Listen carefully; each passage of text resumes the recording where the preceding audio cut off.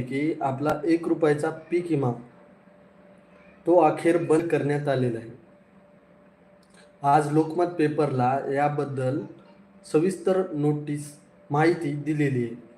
तर आपल्याला आता 1 रुपयाचा पीक विमा भरणे या सालापासून बंद करण्यात आलेले आहेत. तर आपल्याला पूर्वी एका वर्षाच्या पूर्वी जसे पासून विमा भरण्यात येणार आहे. जसे की खरीप पिकासाठी आपल्याला 2% विम्याची रक्कम भरायची असते आणि रब्बी पिकासाठी विम्याची रक्कम 1.5% भरायची असते. तर याप्रमाणे आपल्याला विम्याची रक्कम आता आपल्याला भरावी लागणार आहे. दरवर्षी आपल्याला गेली वर्षीपासून शेतकऱ्याला फक्त 1 रुपयामध्ये विमा भरायचा होता, परंतु या वर्षीपासून हा बंद करण्यात आलेला आहे. आपल्याला पीक विमा जशा प्रकारे भेटतो त्याच प्रकारे आपल्याला विमा भेटणार आहे. तर ही छोटीशी अपडेट आपल्यापर्यंत घेऊन आलेलं आहे आणि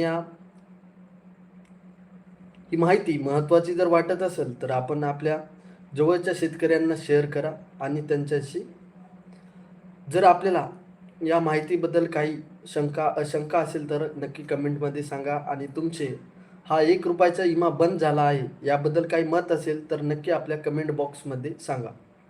आणि दुसरी एक महत्त्वाची गोष्ट, लाडकी बहीण योजनेचा 30 तारखेला येणार हप्ता पैसे जमा झाले नसल्यामुळे म्हणजे मंजुरी भेटली नसल्यामुळे वित्त मंत्रालयातून त्यामुळे पडला नाही 30 तारखेचा.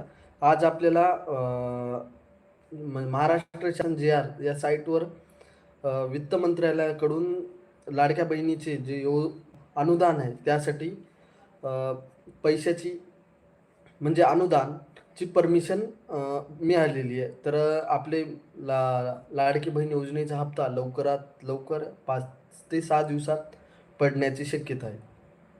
तर आपलं लाईव्ह येथे थांबूया. जय हिंद, जय शिवराय.